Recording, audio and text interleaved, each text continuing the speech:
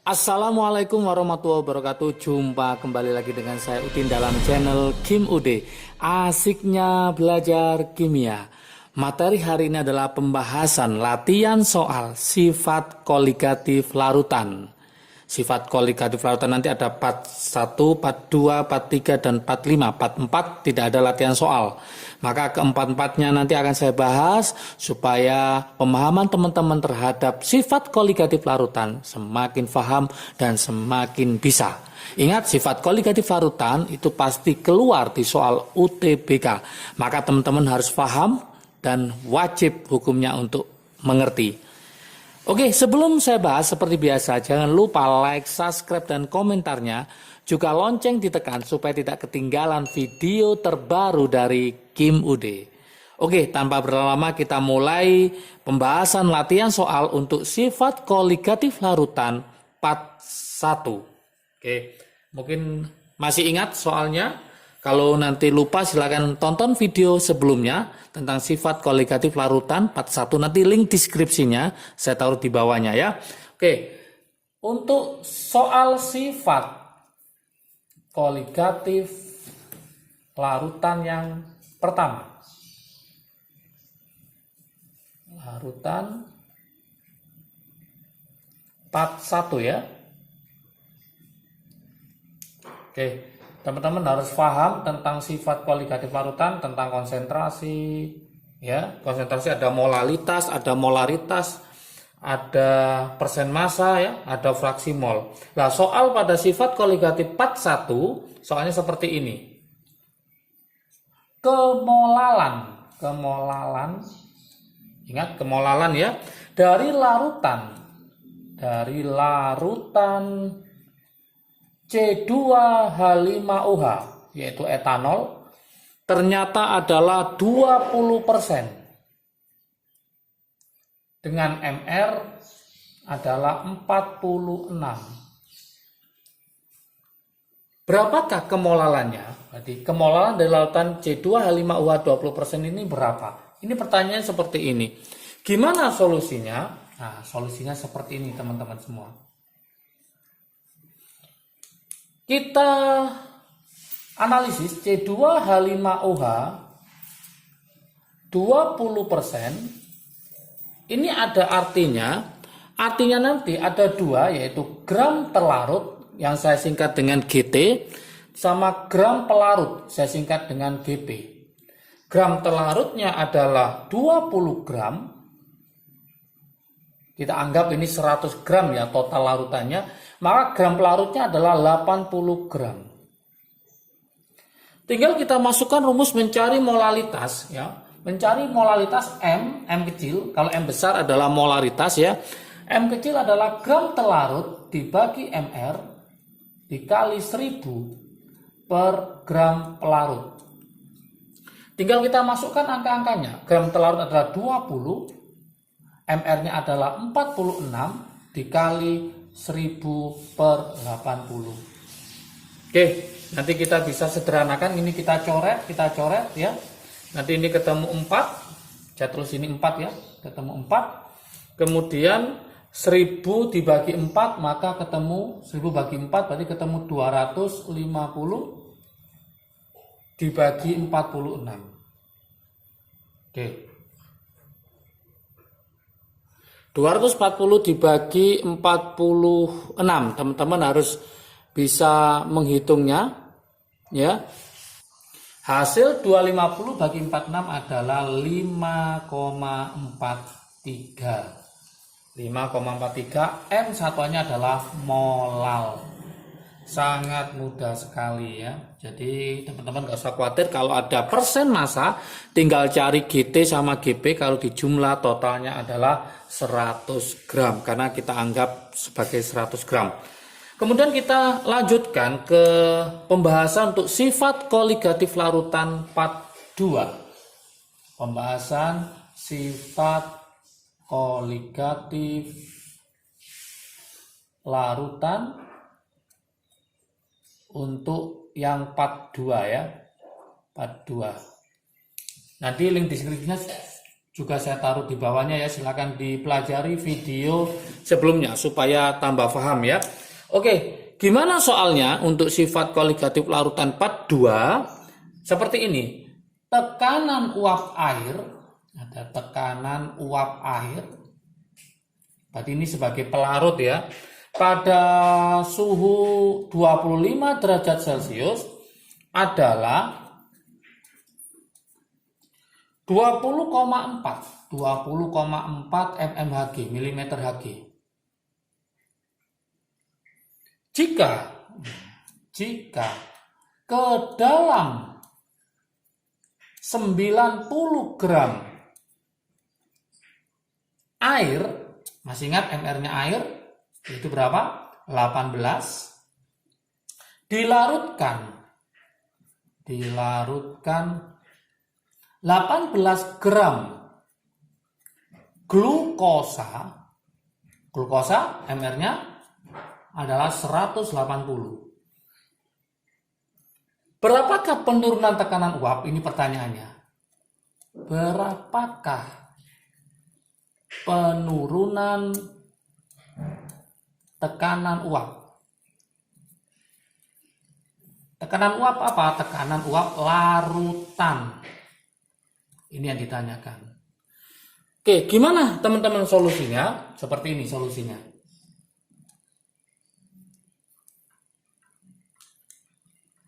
Namanya penurunan itu adalah delta ya, rumusnya berarti delta P sama dengan P0 kali XT, fraksi mol terlarut. Berarti langkah pertama teman-teman harus mencari XT-nya dulu. Masih ingat mencari XT? Saya taruh sini ya. XT adalah mol terlarut dibagi mol terlarut ditambah mol pelarut. Mencari mol adalah gram dibagi mr.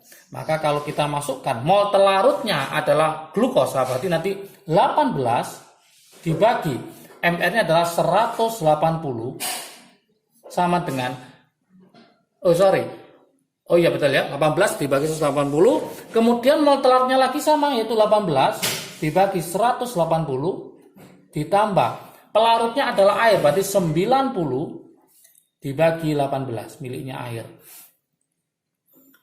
Kita lanjutkan, berarti ini nanti ketemu 0,1 per, yang ini 0,1 ditambah 90 bagi 18 berarti 5. Maka nanti hasilnya adalah 0,1 dibagi 5/1. Masukkan ke sini. Lanjutkan. P0-nya adalah tekanan uap air. Berapa? 20,4. Berarti ini 20,4 dikali XT-nya adalah 0,1 per 5 tambah 0,1 berarti 5,1. Teman-teman silakan dikalikan. Nanti hasilnya adalah 0,4 mmHg, milimeter Hg. Inilah jawabannya. Oke, sangat mudah sekali. Jadi kalau yang ditanyakan adalah penurunan, maka rumusnya adalah delta P, P0 kali XT. Tapi kalau yang ditanyakan tekanan uap larutan, P, maka rumusnya P0 kali XP. Hati-hati jangan sampai kebalik ya. Untuk konsepnya atau materinya bisa dilihat di video sebelumnya. Nanti link deskripsinya saya taruh di bawahnya ya. Oke, kita lanjutkan ke sifat koligatif larutan part 3 ya. Sifat koligatif larutan part 3. Saya taruh di sini ya. Sifat koligatif larutan part 3.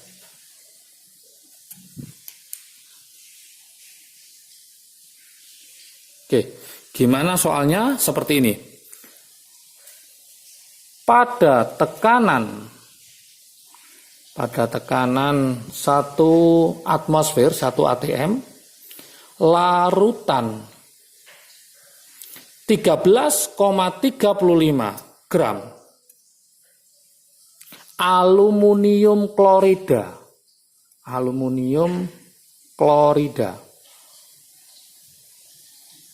dengan MR 133,5 dalam 260 gram air. Oke, di mana KB-nya tetapan titik didimolalnya adalah 0,52. Dia akan mendidih pada suhu berapa? Inilah pertanyaannya. Mendidih pada suhu berapa? Oke. Gimana solusinya teman-teman? Lah seperti ini solusinya. Langkah pertama, teman-teman harus tahu rumusnya dulu. Ingat, aluminium klorida ini berupa garam, merupakan elektrolit kuat. Berarti rumusnya adalah ada faktor Van Hoff, maka delta TB rumusnya adalah M kali KB dikali I. Nah, ini kita jabarkan M-nya. Masih ingat rumusnya M adalah gram telarut dibagi MR kali 1000 per gram pelarut dikali KB dikali I. Masih ingat teman-teman rumusnya aluminium klorida? Rumusnya adalah AlCl3. Jumlah ionnya ada berapa? Nah, jumlah ionnya Al-nya 1, Cl-nya 3, berarti jumlah ionnya adalah 4. Masih ingatkah triknya? Trik asiknya? Untuk elektrolit kuat, ya, maka berlaku I sama dengan N. Sama. Jadi untuk elektrolit kuat berlaku I sama dengan N. Maka kesimpulannya untuk soal ini berlakulah I-nya sama dengan 4 juga. Kenapa? Karena I sama dengan N. Alfanya kan 1 ya. Kita masukkanlah ke rumusnya. Gram telarutnya ada berapa? Gram telarutnya adalah 13,35 dibagi MR-nya adalah 133,5 dikali 1000 per 260 dikali 0,52. I-nya jangan sampai lupa, kadang-kadang lupa kali I maka hasilnya salah ya. Ini dikali 4. Oke. Bisa dihitung ini nanti ketemu 0,1 kali 1000 nanti ketemu 100 ya. 100 nanti totalnya 0,8. Silakan dihitung ya. Ini masih kenaikan titik didihnya. Yang diminta adalah akan mendidih. Berarti yang diminta adalah titik didih larutannya. Masih ingatkah teman-teman mencari titik didih larutan? Mencari TB-nya, TB larutan, itu adalah TB-nya si pelarut ditambah delta TB-nya. Ingat air mendidih pada suhu berapa? Karena pakai air ya. Maka pada suhu 100. Berarti nanti 100 ditambah 0,8. Maka hasilnya adalah 100,8 derajat Celcius. Inilah hasil pada jawaban sifat koligatif larutan 43 100,8. Di komentar ada yang sudah benar dan juga ada yang masih bingung karena apa? Lupa tidak ngasih I. Ada yang sudah mengasih I tapi bukan 4 ya. Ada yang ngasih 2 atau 3 sehingga hasilnya juga berbeda. Semoga dengan pembahasan ini lebih paham dan semakin bisa ya. Oke, kita lanjutkan ke pembahasan berikutnya adalah sifat koligatif larutan 45. Sifat koligatif larutan 45.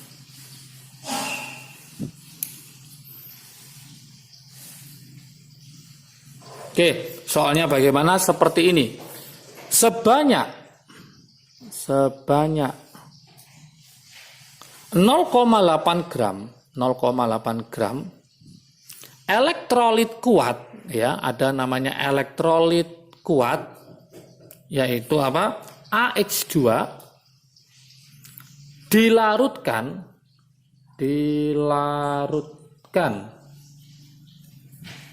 dalam